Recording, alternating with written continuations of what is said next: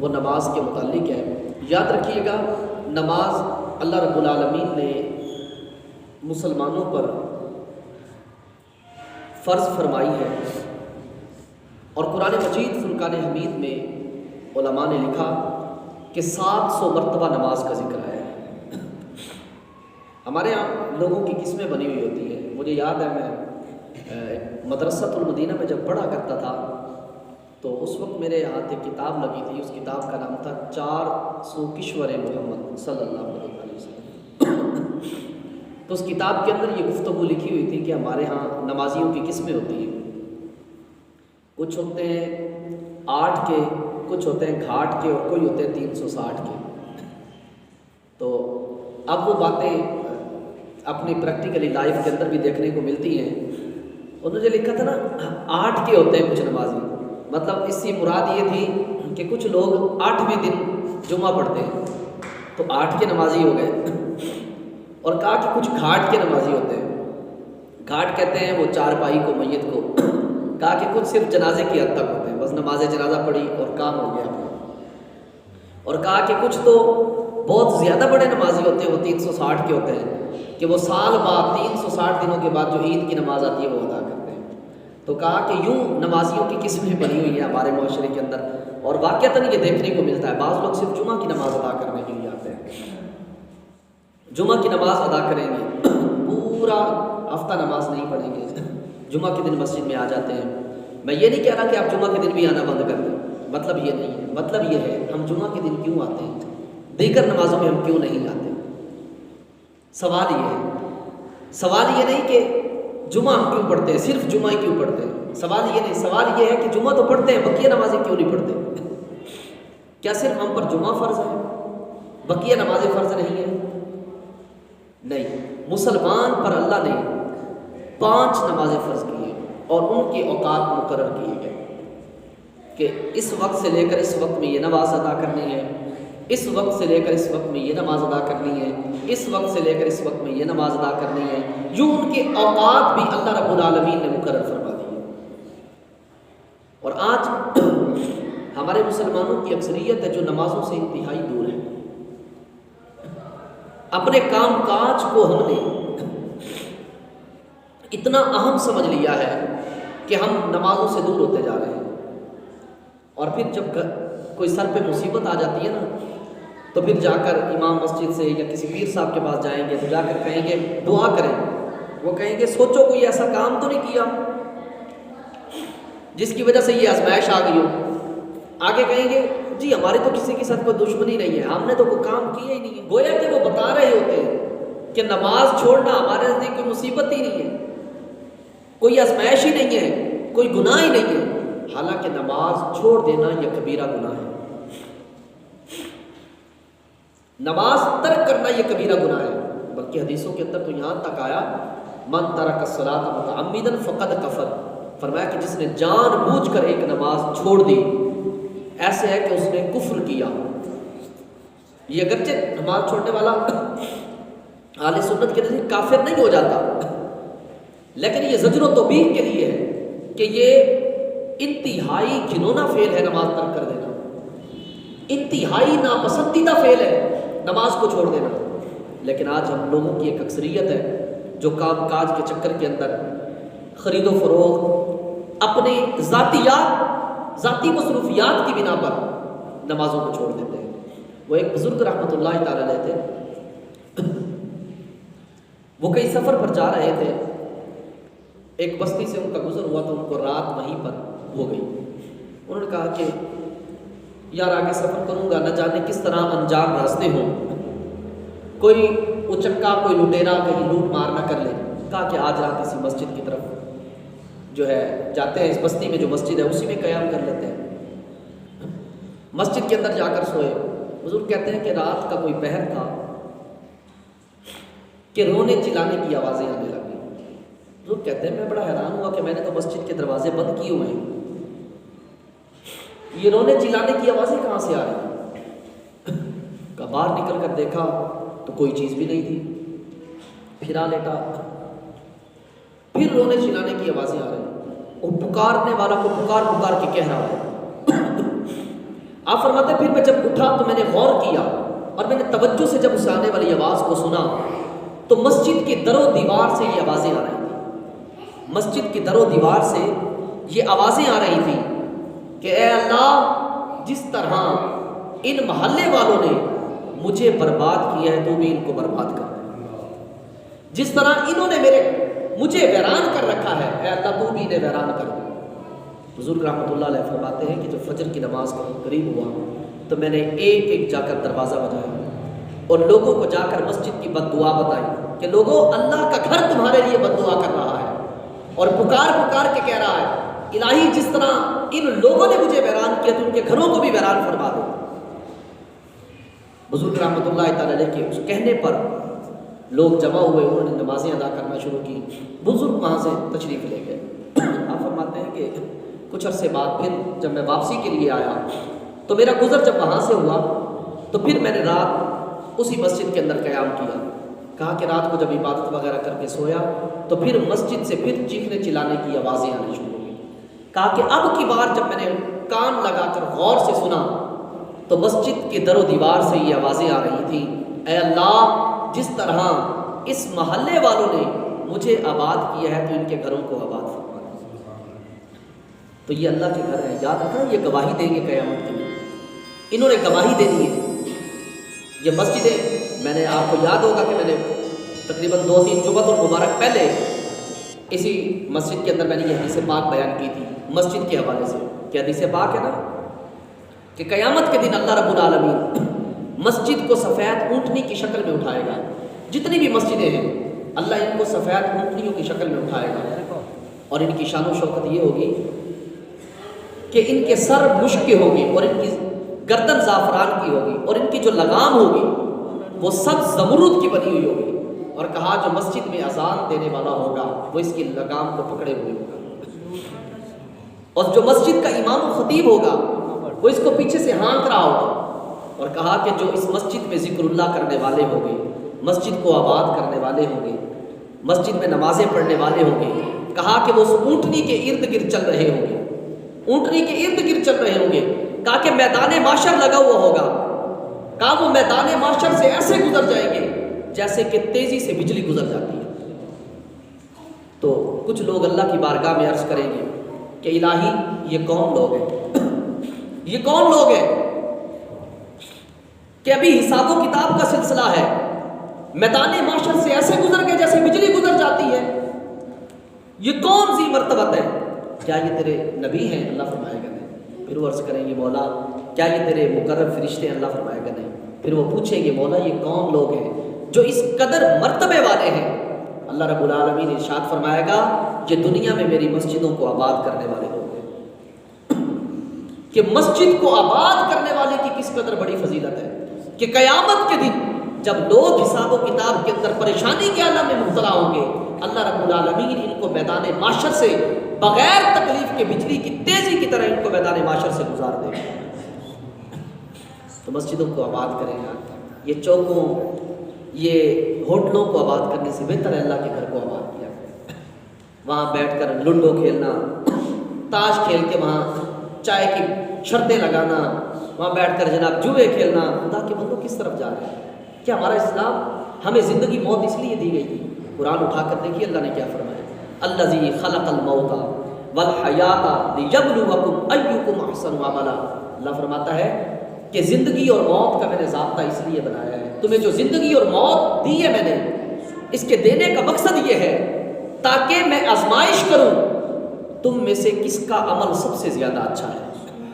کا زندگی اس لیے دی تاکہ تمہیں آزماؤں تم میں کون سب سے بہترین عمل کر کے میری بارگاہ میں ہوتا ہے۔ تو زندگی اور موت کا ضابطہ اس لیے دیا گیا ہے، نہ کہ کمائیاں کرنے کے لیے، نہ کہ بینک بیلنس بنانے کے لیے۔ اب اس سے یہ بھی لازم نہیں آتا کہ ہم جناب سب کچھ چھوڑ چھاڑ کے ہم مسجد میں ہی آ کر بیٹھ جائیں، نہیں، آپ قدر ضرورت جتنی ہم نے زندہ رہنا ہے، دنیا میں رہنا ہے، اتنا دنیا کے لیے بھی رکھیں، لیکن جتنا ہم نے آخرت کے لیے رہنا ہے اتنا آخرت کے لیے بھی تو جمع کریں گے۔ وہاں بھی تو منہ دکھانا ہے نا، وہاں بھی تو جانا ہے، اس کے لیے تو کچھ جمع کر کے ہم جائیں، اپنی آخرت کو تو سنواریں۔ نبی پاک علیہ الصلوۃ والسلام نے ارشاد فرمایا، ایک مرتبہ حضرت ابو ذر غفاری رضی اللہ تعالیٰ عنہ کے ساتھ حضور جا رہے تھے، پت جھڑ کا موسم تھا، خزاں کا موسم، درختوں کے پتے گر رہے تھے. میرے نبی پاک علیہ السلام نے 2 شاخوں کو پکڑا، 2 شاخوں کو پکڑ کے حضور نے آپس میں زور سے ٹکرایا تو اس کے پتے دھڑا دھڑ نیچے گرنے لگے. میرے نبی پاک علیہ السلام نے ارشاد فرمایا اے ابو ذر دیکھا ہے؟ حضرت ابو ذر کہتے ہیں جی حضور دیکھا ہے. میرے حضور نے فرمایا ابو ذر جب کوئی بندہ اخلاص کے ساتھ وضو کر کے نماز کے لیے کھڑا ہوتا ہے، نماز کی نیت باندھ لیتا ہے اخلاص کے ساتھ، فرمایا اس کے گناہ ان پتوں سے بھی زیادہ تیزی کے ساتھ جھڑنا شروع ہو جاتے ہیں. کتنی بڑی فضیلت کی بات ہے.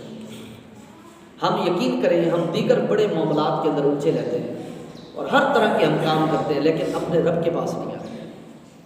مسجد میں آیا کریں، انتہائی مقدس یہ جگہ ہے، یاد رکھیے گا انتہائی مقدس جگہ ہے.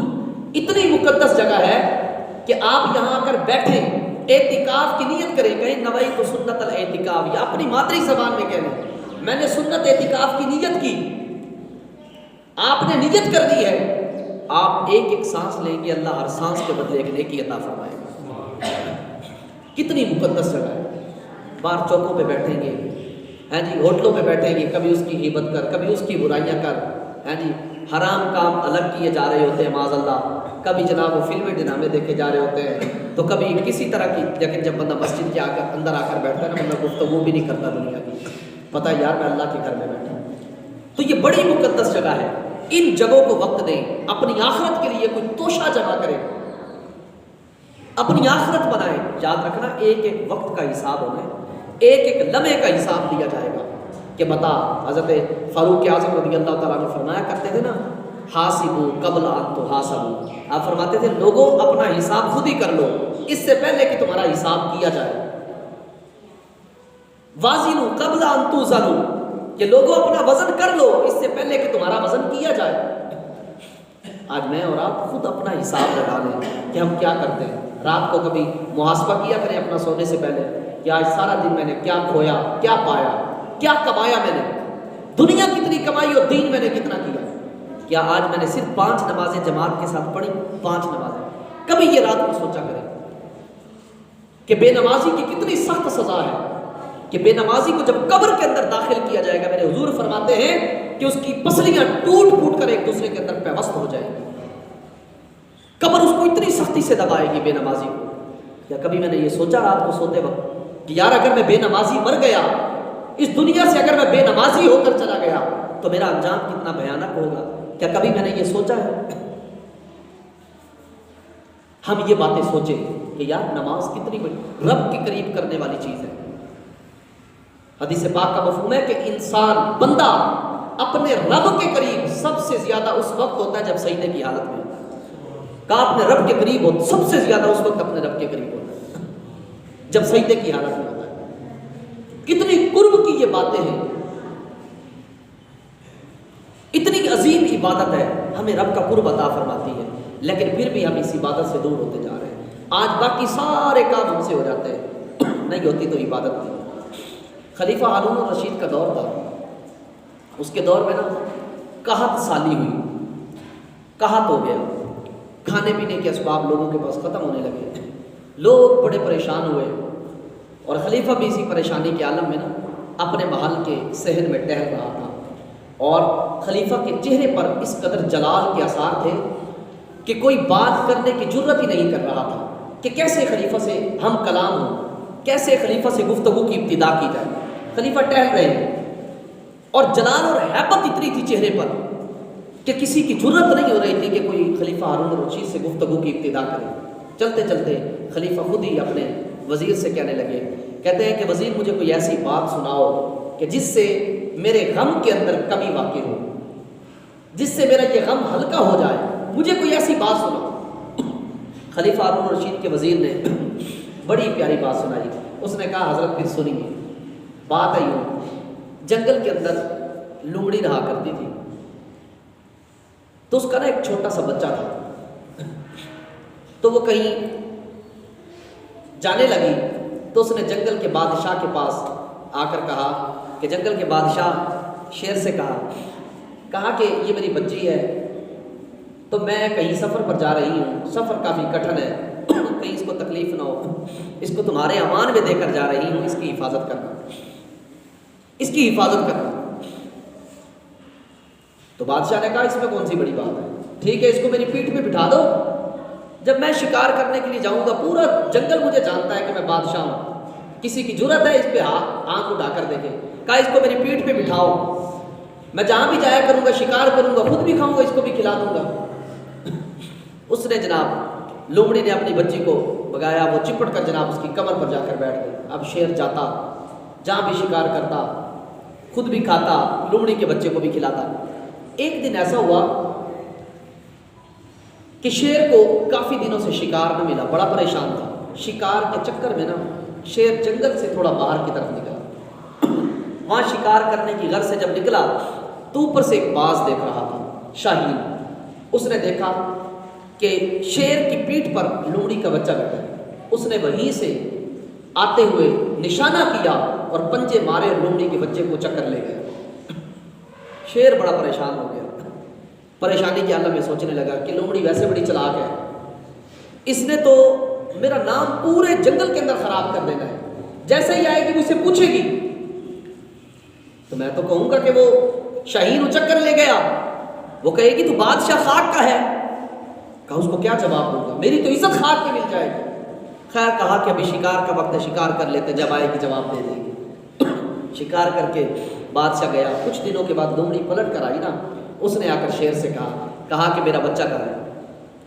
تو شیر نے بڑا پیارا جواب دیا، اس نے کہا لومڑی دیکھ، میں ایسے ایسے سفر کر رہا تھا تو شکار کی تلاش میں جب میں جنگل سے باہر گیا نا تو وہاں پر اوپر سے ایک شاہین آیا، وہ تمہارے بچے کو چکر لے گیا، اس نے شکار کر لیا تمہارے بچے کا۔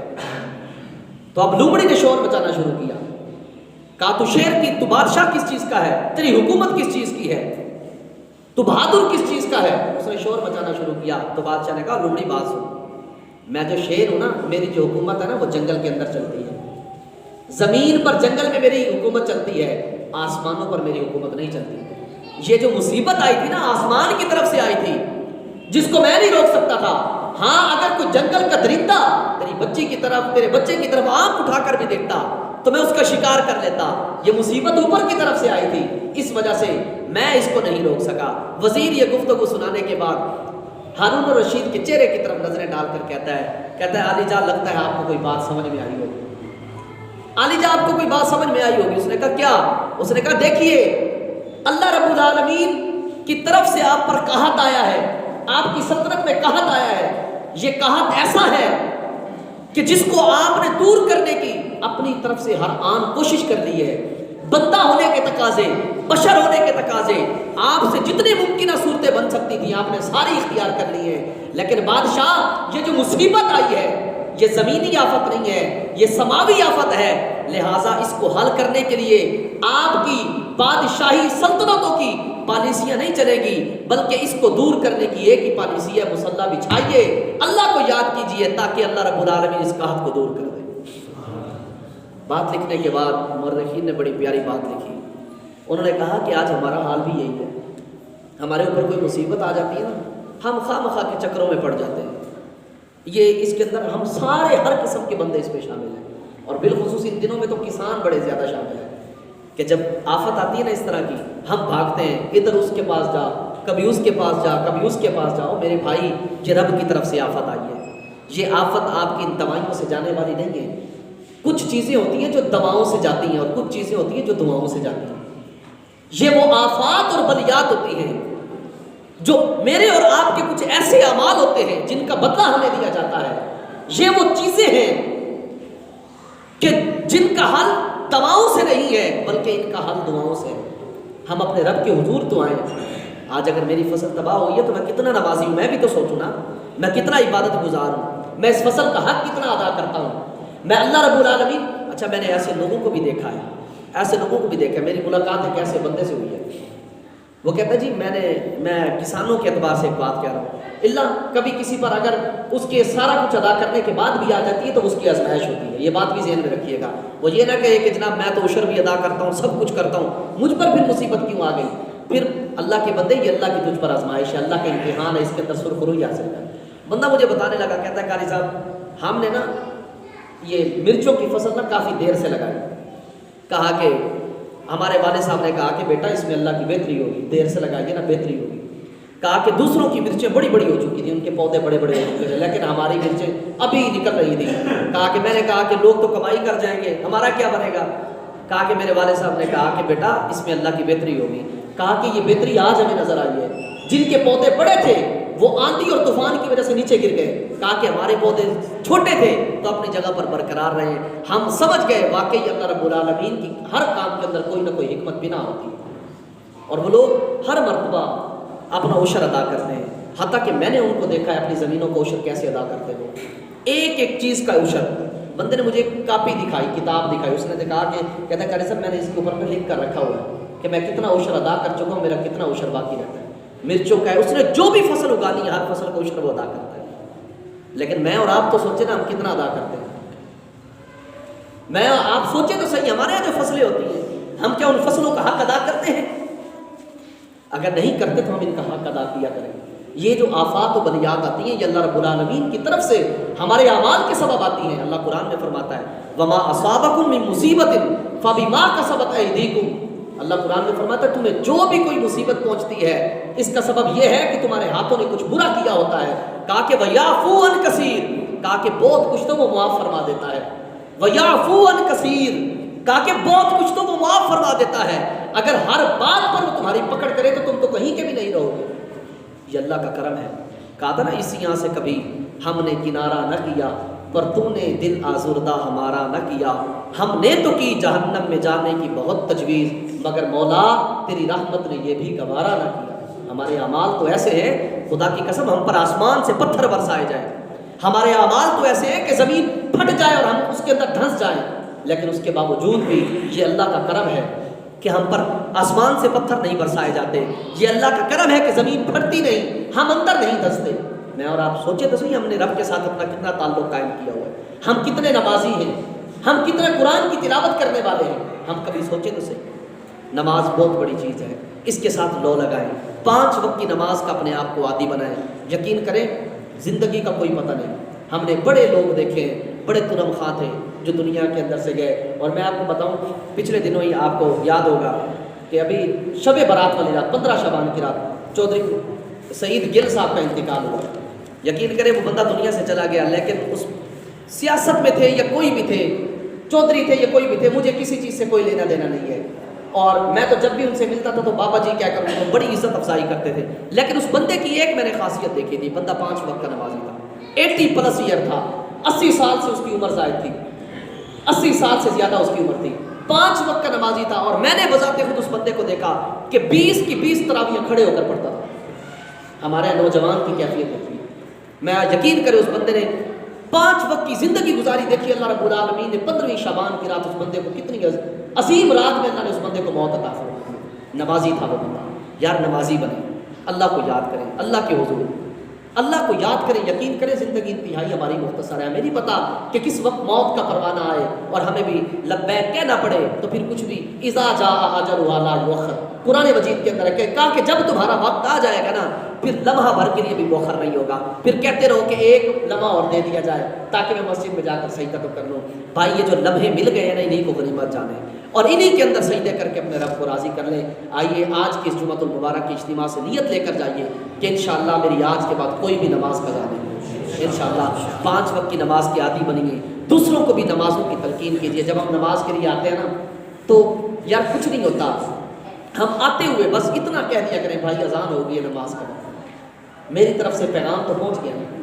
وہ نہ پڑھے، میں نے دعوت تو دے دی، ہو سکتا ہے وہ بیچارہ بھولا بسرا بیٹھا ہو اور میری جیسے ہی وہ گفتگو سنے کہ یار اچھا اذان کا وقت، اذان ہو گئی ہے، جماعت کا وقت ہے، ہو سکتا ہے وہ چل پڑے اور وہ نماز پڑھے گا، وہ تو پڑھے گا ہی پڑھے گا، اس کی نماز پڑھنے کا اجر میرے بھی نامہ اعمال کے اندر داخل ہو جائے گا۔